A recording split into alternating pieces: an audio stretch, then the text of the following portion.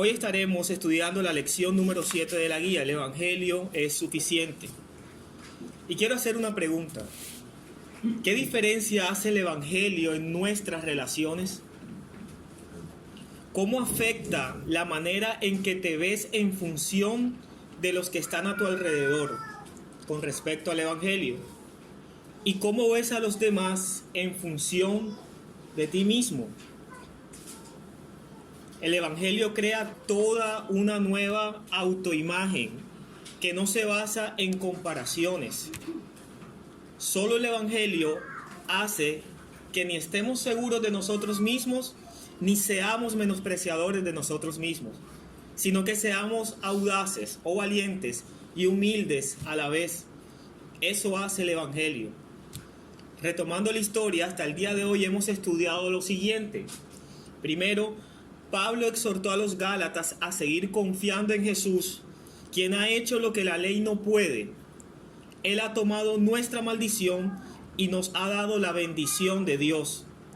Segundo, los creyentes en Jesús están revestidos de Jesús y son hijos de Dios. Los cristianos son libres para disfrutar del Espíritu de Dios y esperar su herencia.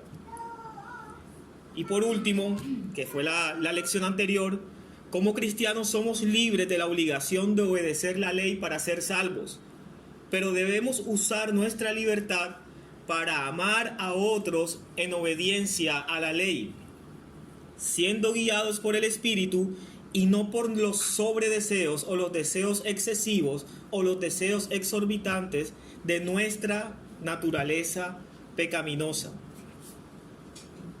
El pasaje que leeremos a continuación es muy corto, pero sinceramente, mis hermanos, pone los nervios de punta con principios prácticos de cómo relacionarnos los unos con los otros. Vamos a orar antes de leer el pasaje y vamos a dar inicio a este estudio. Señor, te damos gracias, Padre, porque nos has permitido llegar hasta aquí, hasta este lugar en esta noche. Porque tú has traído, Señor, a los que tú quieres que estén en este momento, Padre. Porque tú has puesto en nosotros y en cada uno de nuestros corazones el querer como el hacer por tu buena voluntad. Y es por eso que hoy te pido, Padre, que seas tú usándome, que no sean mis pensamientos, que no sean, Señor, mi experiencia, Señor, sino que sea enteramente lo que está escrito. Ayúdame a pensar solamente en lo que está escrito. Ayúdame a ser fiel, Señor, a tu palabra. Y también te pido por mis hermanos para que ellos dispongan sus corazones y puedan escuchar tu voz, Señor, a través de las Escrituras, y que no sean, Señor, oidores olvidadizos, sino hacedores de esta palabra. En Cristo Jesús, por tus méritos, te damos gracias. Amén. Vamos a ir a Gálatas capítulo 5. Gálatas capítulo 5, versículo 26. En la parte de atrás, ¿me escuchan bien? ¿Sí? Amén. Gracias. Gálatas capítulo 5, versículo 26. Y leeremos hasta Gálatas capítulo 6, versículo 5. Inicio con el versículo 26. Voy a leer en una versión llamada Biblia de las Américas. Dice: no nos hagamos vanagloriosos, provocándonos unos a otros, envidiándonos unos a otros. Hermanos, aun si alguno es sorprendido en alguna falta, vosotros que sois espirituales, restauradlo en espíritu de mansedumbre, mirándote a ti mismo, no sea que tú también seas tentado. Llevad los unos las cargas de los otros y cumplid así la ley de Cristo. Porque si alguno se cree que es algo, no siendo nada, se engaña a sí mismo. Porque cada uno examine su propia obra y entonces tendrá motivo para gloriarse solamente con respecto a sí mismo y no con respecto a otro. Porque cada uno llevará su propia carga. Observemos en el capítulo anterior la manera en que Pablo anima a sus hermanos cristianos para que éstos anden conforme al Espíritu Santo, lo cual implica una crucifixión interna y permanente de nuestros sobredeseos o de nuestros deseos excesivos pecaminosos. Implica también una adoración constante a Cristo, una adoración constante que salga de nuestro corazón de forma genuina y de forma sincera, para que de una u otra manera, inevitablemente, el fruto del Espíritu crezca en nosotros y sea formado el carácter de Cristo en nuestras vidas. Ahora Pablo nos quiere mostrar cómo el andar guiados por el Espíritu Santo transforma nuestras relaciones. Por eso les decía al principio, no es simplemente una anotación o un conocimiento teológico de que sepamos que el Espíritu está en nosotros y de ahora en adelante debemos andar, sino que también Pablo en este último capítulo es práctico y les va a decir a los Gálatas cómo debe andar un cristiano que verdaderamente sea guiado por el Espíritu de Dios. En el fondo implica que no nos hagamos vanidosos. Es importante reconocer esa parte en este estudio, o en algunos casos que dejemos de ser vanidosos. Es que yo soy cristiano y soy perfecto. No. En este lado del sol nadie es perfecto. En este presente siglo todos estamos bajo debilidad. Quiero preguntar e iniciar con esta pregunta, y es la pregunta número 1 del capítulo 7. ¿Por qué las personas se comparan con los demás? ¿Qué opinan ustedes? Porque muchas veces nos comparamos. Cuando intentamos hacer algo, siempre nos comparamos con el otro. Para tratar de buscar ser mejor o querer comprobarle a otros que somos mejores que otros.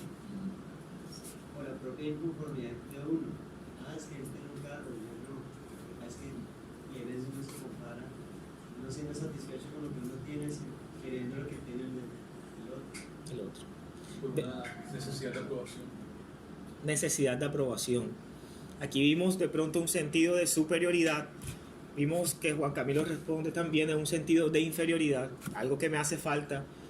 Y todo esto va encerrado en lo que dijo mi hermano, es una falta de aprobación, un honor que está vacío, una gloria vacía.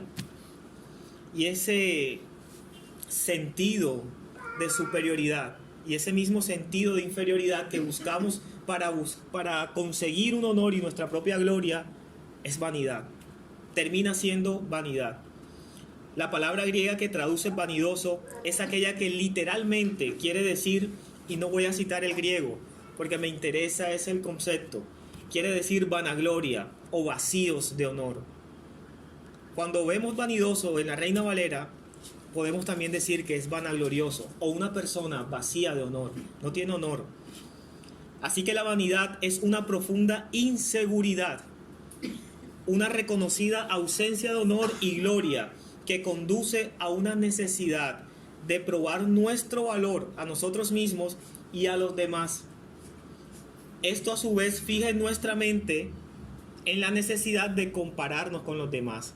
Cuando nos sentimos inseguros, cuando nos creemos superiores, cuando estamos faltos de gloria, siempre nos conducirá y nos llevará a compararnos con el otro.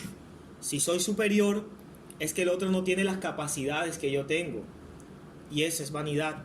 Si soy inferior, es que yo deseo tener lo que tiene el otro, y eso es vanidad. Y ambos están encerrados en una falta de honor y de gloria.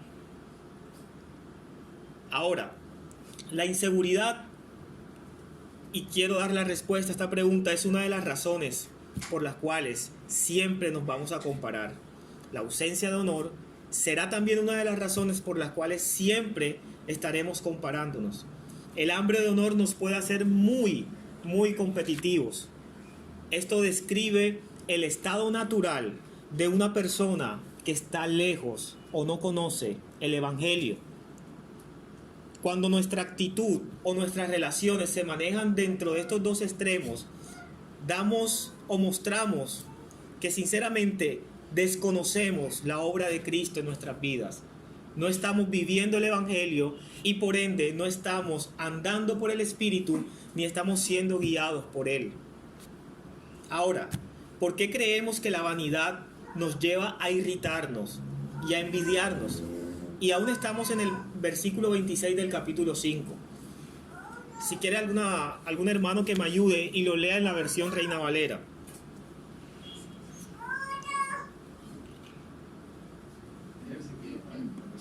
Versículo 26, capítulo 5. No nos hagamos vanagloriosos, irritándonos unos a otros, envidiándonos unos a otros. Si somos vanidosos o vanagloriosos, estaremos provocándonos unos a otros en todo momento y estaremos en todo momento envidiándonos unos a otros. Pero ¿qué es provocar dentro de este contexto? Es competir. Quiere decir retar a alguien a una competición. ¿Y qué es envidiar dentro de este contexto? Quiere decir querer algo que legítimamente le pertenece a otro.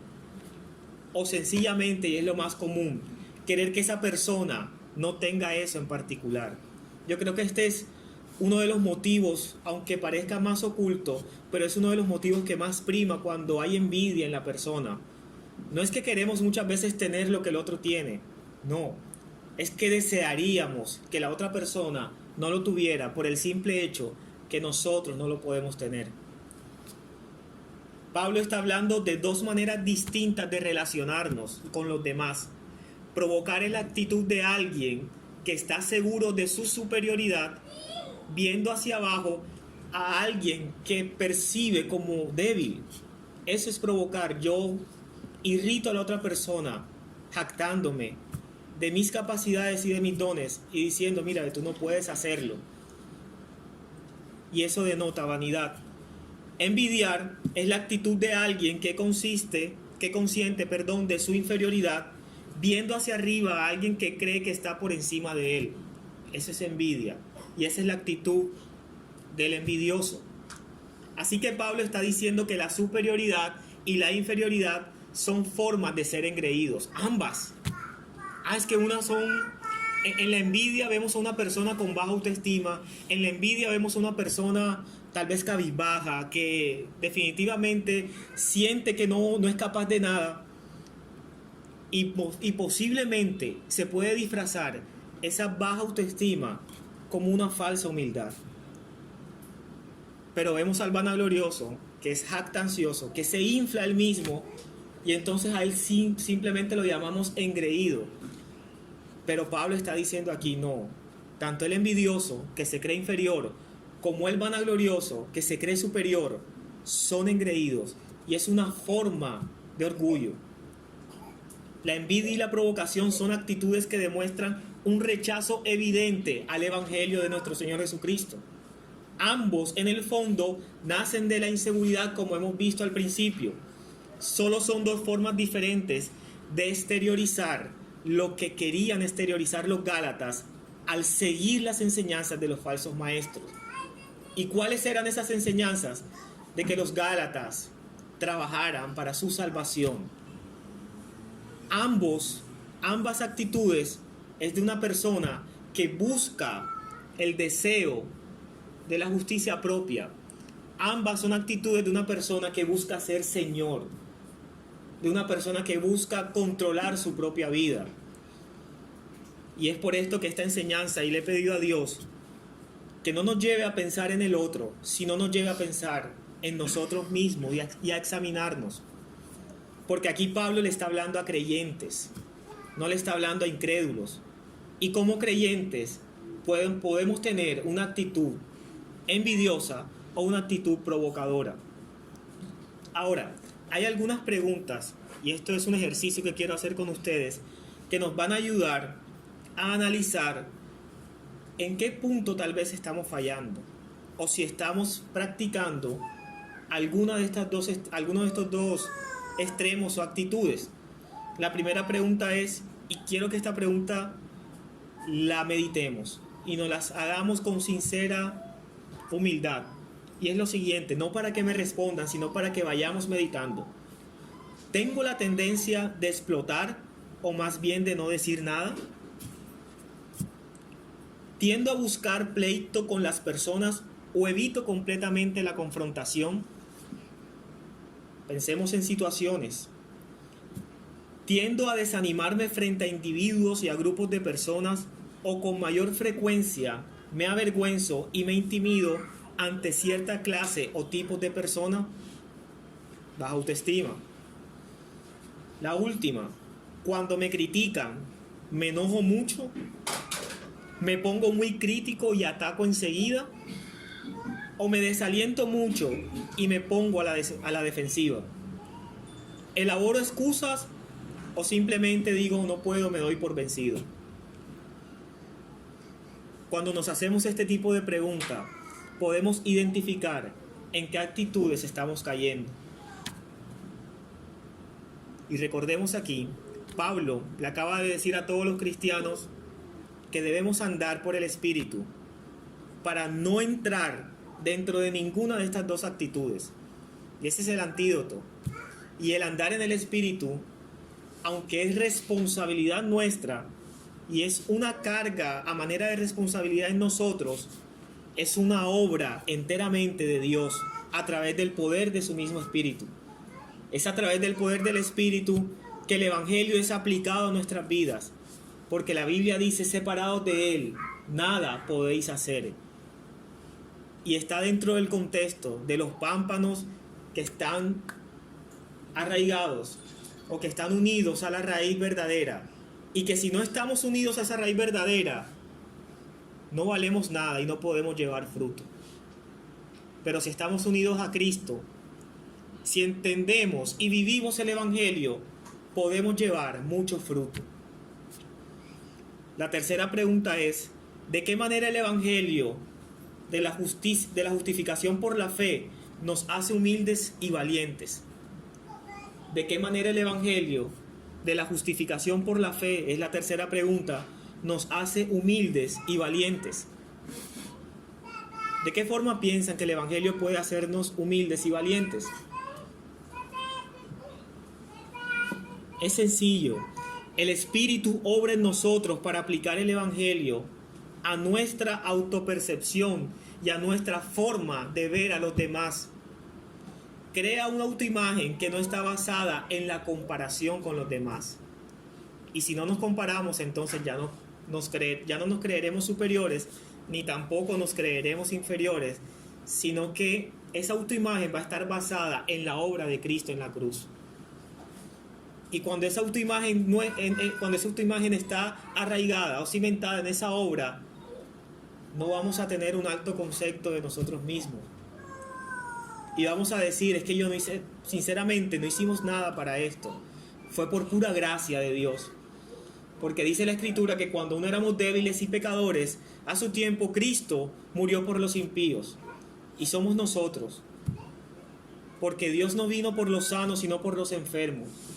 Lo vil y menospreciado, dice la Escritura, escogió Dios para avergonzar a los sabios y entendidos de este mundo. No hay justo ni aun uno. Y en esa categoría estábamos todos. No hay justo ni aun uno. No hay quien entienda. No hay quien busca a Dios. Ese es el Evangelio. Y cuando pensamos de esa forma, será imposible creernos superiores a otra persona. El Evangelio nos humilla ante cualquier persona, diciendo que somos pecadores salvos solo por gracia, inmerecidamente. Pero también nos hace valientes delante de cualquiera, diciéndonos que somos amados y honrados ante los únicos ojos en el universo que importan, y es ante los ojos de Dios. Y es por eso importante entender el capítulo, la lección de la adopción. En ese capítulo y en esa lección, el entender que somos hijos nos hace valientes. ¿Y por qué, mi hermano Fabián? Simplemente porque aquellas personas que tenemos hijos podemos saber que aunque se porten mal, siempre los vamos a amar. Y que el hecho de que se porten mal no va a quitar la sangre que corre por sus venas. De igual forma, cuando somos adoptados, cuando somos hechos hijos de Dios, adoptados, y que el Espíritu Santo mora en nosotros, mis hermanos, no depende de nuestras obras, ni de lo que hagamos, ni de lo que dejemos de hacer. Depende absolutamente de Dios. Y una vez hijos, siempre hijos. Ahora, el Evangelio también quita la vanidad de nosotros. Cuando nos sintamos vanidosos, superiores o inferiores, tenemos que arraigar nuestra gloria, nuestro sentido de valor en lo que somos en Cristo, y por medio de Él. Tenemos que meditar y pedirle al Espíritu que nos ayude a aplicar la verdad que se encuentra en Gálatas 3:26. ¿Quién lee Gálatas 3:26 para todos?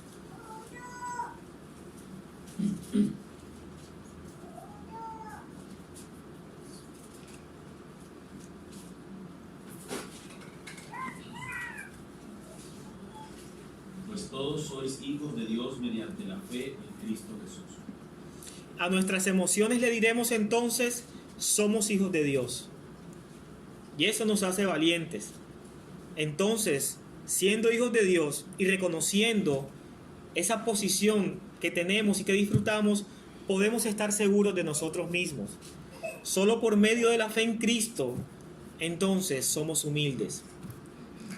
Esto no nos permite ni creernos superiores, ni creernos inferiores. Esto no nos permite, en últimas, ser vanidosos cuando entendemos esto. Y esto es aplicable a todas las áreas de nuestra vida. Pero hoy, dentro de este contexto, hablamos de nuestras relaciones con los demás. Hay conflictos, mis hermanos, entre nosotros. Y estoy hablando de hermanos.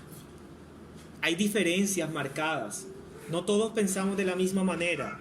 Pero cómo el Evangelio trata con nuestras vidas para poder solucionar y resolver esos conflictos. Cuando pensamos en esto, somos hijos de Dios, somos valientes, no somos menos que el hermano con el cual estoy en conflicto, pero también somos humildes porque ha sido por la gracia de Cristo. Entonces no me voy a creer más que el hermano y tenemos que solucionar el problema. Y tenemos que perdonarnos y tenemos que amarnos los unos a los otros. Y en eso se cumple, como veremos más adelante, la ley de Cristo, en que nos amemos los unos a los otros. En el capítulo 5, en el capítulo 5 de la carta a los Gálatas, Pablo ha mostrado dos errores, cada uno de los cuales se opone al Evangelio. Perder la libertad al buscar la salvación por medio de guardar la ley es un error y podemos llamarlo moralismo. Y abusar de la libertad al rechazar totalmente la idea de las reglas dentro de este contexto sería, o lo llamaríamos, hedonismo. ¿Qué es el hedonismo? Es aquella persona que simplemente se deleita en tener placer para él mismo nada más. En lo concerniente a las relaciones, la vanidad del moralista se muestra en la necesidad que tiene de aprobación de los demás. En las relaciones, cuando somos moralistas, siempre vamos a buscar que otra persona nos certifique o nos apruebe. Y no está bien, mis hermanos, porque no hacemos las cosas para agradar a los hombres, sino para agradar a Dios. Aunque esos hombres también sean hermanos en Cristo, pero buscamos el favor de los hombres o el favor de Dios. Es el favor de Dios que buscamos. La vanidad del hedonista en las relaciones se muestra en su falta de compromiso. Necesita a los demás solo por el placer o la satisfacción que les ofrecen. Sus relaciones son para su propio beneficio. Esto denota desconocimiento del verdadero amor. El verdadero amor, como lo decíamos el jueves pasado, no es el que busca la propia satisfacción. El verdadero amor es el patrón que Cristo muestra en la cruz del Calvario, en ese sacrificio, cuando aún éramos débiles y pecadores. A su tiempo, Cristo nos amó y murió por nosotros. Ese es el verdadero amor. Es una entrega sacrificial hacia la otra persona. Es una entrega completa hacia la otra persona. Y esto aplica no simplemente a nuestras parejas y a nuestras esposas, no. Esto aplica a la relación que tenemos con los hermanos en la iglesia.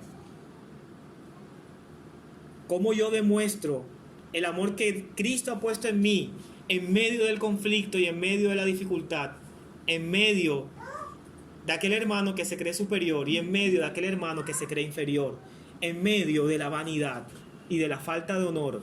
¿Cómo yo soy ejemplo o soy una parábola viva del Evangelio? Eso es lo que siempre debemos preguntarnos. Ser vanidosos busca nuestra propia gloria en las relaciones. No importa cuán cerca estemos de otros, nuestro trato hacia ellos siempre será teñido por el egoísmo cuando somos vanidosos. Pregunta número 4. En vez de buscar la autoestima en las relaciones con los demás cristianos, ¿qué les dice Pablo a los Gálatas que deben hacer? Y es allí donde vamos a comenzar a ver versículo por versículo, del versículo 1 del capítulo 6 hasta el versículo 5. No profundizaremos tanto, pero daremos aspectos importantes que nos darán luces para estudiarlo. Dice el versículo 1: hermanos, aun si alguno es sorprendido en alguna falta, vosotros que sois espirituales, restauradlo en un espíritu de mansedumbre, mirándote a ti mismo, no sea que tú también seas tentado. En vez de buscar nuestra gloria, ¿qué les dice Pablo a los hermanos, a los Gálatas, a través de estos 5 versículos? Primero, restaurarlo. Restaurar al hermano que hemos visto en alguna falta. El amor no se demuestra por el tener la vista gorda ante lo que vemos como pecado en el otro hermano. Pero ojo, cuando vayamos a reprender al hermano, no estamos hablando de un pecado casual o algo que simplemente puede ser un error, algo que de una u otra forma el hermano, por la condición del día, pudo fallar. Estamos hablando de algo constante, de un patrón de vida en el hermano. Si evidentemente vemos un hermano que es iracundo y que no es la primera vez, nosotros tenemos el deber moral de acercarnos al hermano y decirle: mi hermano, ¿cómo el evangelio moldea tu vida? ¿Cómo el evangelio puede cambiar ese carácter que tienes para la gloria de Dios? Ese es nuestro deber. Pablo está hablando a ustedes que son espirituales, no está hablando a no creyentes. Y esto no trata de una élite. Pablo le está hablando ahora a otro grupo en los Gálatas, a unos que son súper espirituales. No, Pablo le está hablando a cristianos comunes y corrientes. Le está hablando a los cristianos que dice que son guiados por el Espíritu. Le está hablando a los cristianos que buscan el deseo del Espíritu. ¿Y cuál es el deseo del Espíritu, como lo vimos en la clase anterior? A cristianos que desean ser conformados a la imagen de nuestro Señor Jesucristo. A esos cristianos les está hablando Pablo. ¿Cuál será nuestra meta entonces? Restaurar al hermano con humildad. La palabra restaurar en el griego se usaba para poner en su lugar un hueso dislocado. Un hueso dislocado es extremadamente doloroso. Yo nunca me he fracturado. No sé, alguno aquí que se haya fracturado y haya tenido esta experiencia. Sí he visto a veces que se dislocan el hombro y cuando lo ajustan, duele demasiado. Poner un hueso dislocado en su lugar inevitablemente causará dolor. El hermano evidentemente se molestará. El hermano evidentemente no tendrá gozo en esta corrección. Pero es que ninguna disciplina ni ninguna corrección al principio es causa de gozo. Pero después sus resultados son frutos apacibles de justicia. El dolor, o en medio del dolor, podemos encontrar la cura. Yo siempre lo ilustro de esta manera. Y es lo que hace Dios con cada una de nuestras vidas. Y ahora puedo vivirlo con mi hija. Muchas veces se ha enfermado y hemos tenido que darle una medicina. Ella simplemente no quiere la medicina. Y hemos tenido que sujetarla fuerte para que pueda tomarse la medicina. Y nos causa dolor verla cómo llora, cómo se siente molesta, porque a pesar que está enferma, también la sujeto fuerte para que no se mueva y no riegue la medicina. Pero al fin de cuentas, yo como padre sé que esa medicina la va a mejorar. Y que aunque le cause dolor, y aunque sea amargo, al final tendrá frutos apacibles de justicia y de gozo. De esa forma también, como piensa Dios, debemos pensar nosotros cuando vayamos a restaurar al hermano. No vamos a restaurar al hermano para señalarlo, para juzgarlo. Vamos a restaurar al hermano porque lo amamos. Vamos a restaurar al hermano dentro de la iglesia porque queremos que el hermano crezca. Y eso es lo que Pablo está diciendo en el versículo 1. Hay que ayudar al hermano a colocar en posición ese hueso dislocado que tiene. Llámese enojo, llámese orgullo, llámese mentira, llámese adulterio, cualquiera. Hay que ayudarlo. Versículo 2. llevad los unos las cargas de los otros y cumplid así la ley de Cristo. Es probable que Pablo esté dando otra indirecta a los judaizantes. ¿Quiénes son los judaizantes dentro del contexto de los Gálatas? Son esos falsos maestros que dicen que para ser salvos definitivamente no solamente basta con creer en Cristo, sino con cumplir la ley moral, la ley civil y hacerse judío. Esos son los judaizantes. Dice, estos falsos maestros que están tratando de hacer que los Gálatas estén bajo la ley de Moisés, Pablo está diciendo a los Gálatas que en vez de colocarse bajo la carga del cumplimiento de esta ley, deben estar levantando las cargas de los demás. Pablo le está diciendo a los Gálatas, ustedes están llevando un yugo que es muy pesado y que no nos corresponde llevar en este momento, pero están descuidando al hermano y están demostrando que no tienen amor por aquel hermano. ¿Qué es la ley de Cristo en este contexto? La ley de Cristo es ese resumen que dice, ama a tu prójimo. Esa es la ley de Cristo. ¿Y por qué la ley de Cristo o la ley de ama a tu prójimo es la ley de Cristo? Sencillamente porque Cristo es el ejemplo máximo e insuperable de esta clase de amor que acabo de explicarles hace un momento. Ese amor sacrificial. Y ese es nuestro patrón. Por eso es que cuando habla de la ley de Cristo se vuelve un modelo y un patrón para poder relacionarnos con los demás. Porque en este presente siglo malo, todos, absolutamente todos, estamos en remodelación y vamos a fastidiar a nuestro hermano. Cristo es el ejemplo máximo e insuperable. Debemos amar a los demás como Cristo nos amó. Entonces, podemos observar que el restaurar al hermano tiene que ir acompañado de humildad y de pensar, como dice el versículo 1, que puedo ser yo el que esté en esa falla. Y tengo que restaurar al hermano también como me gustaría que me restauraran a mí, y pensar en eso, ponerme en los zapatos del hermano. Y debo ayudarlo y llevar la carga de mi hermano.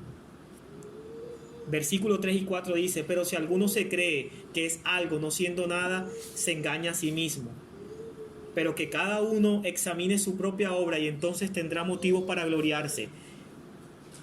Si incurrimos en el error del versículo 3, no vamos a poder hacer la función del versículo 2. ¿Cuál es la función del versículo 2?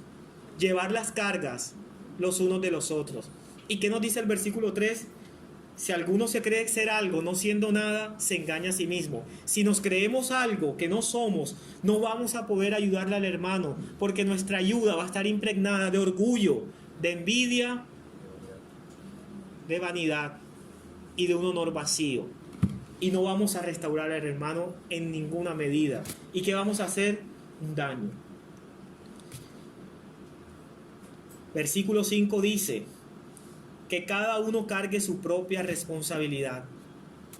En la versión Reina Valera y en la Biblia de las Américas dice que cada uno cargue o tenga su... Dice, yo lo voy a leer por aquí.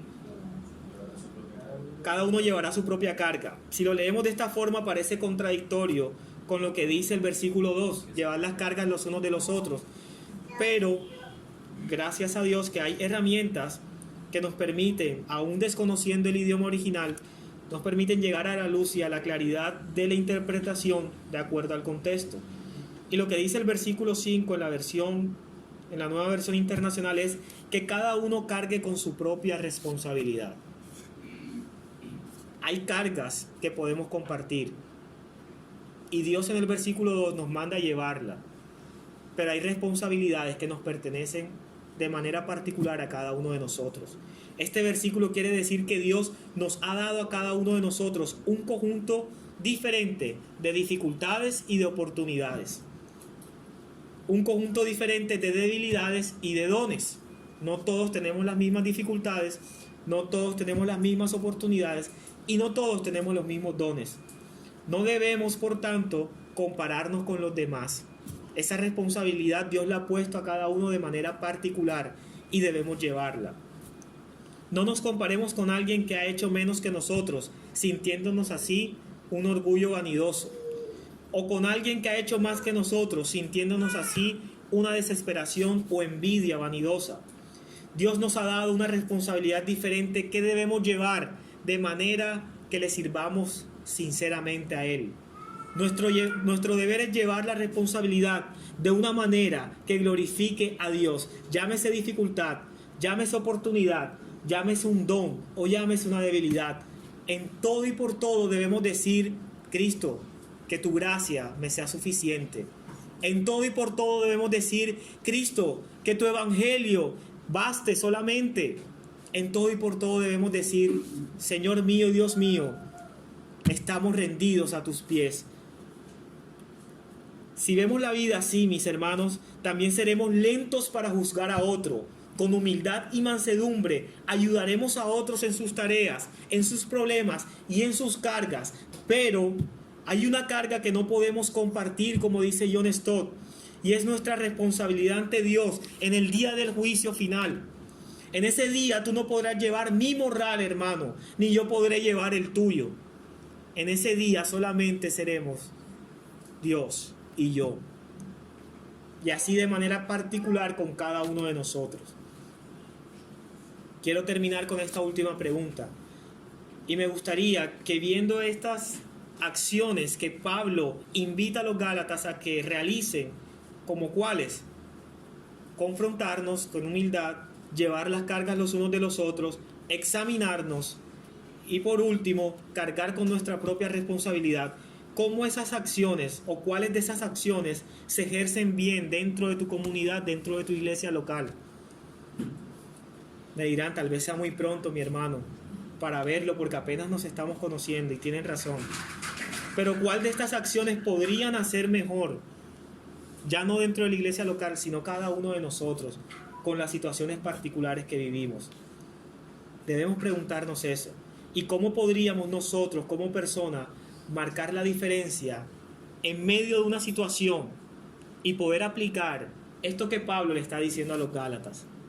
Pensemos un momento. Esta pregunta no le he dado respuesta, porque cada uno de nosotros tiene que darle la respuesta, porque cada uno de nosotros ante Dios sabe si es vanidoso, si se cree superior a otro o si se cree inferior a otro.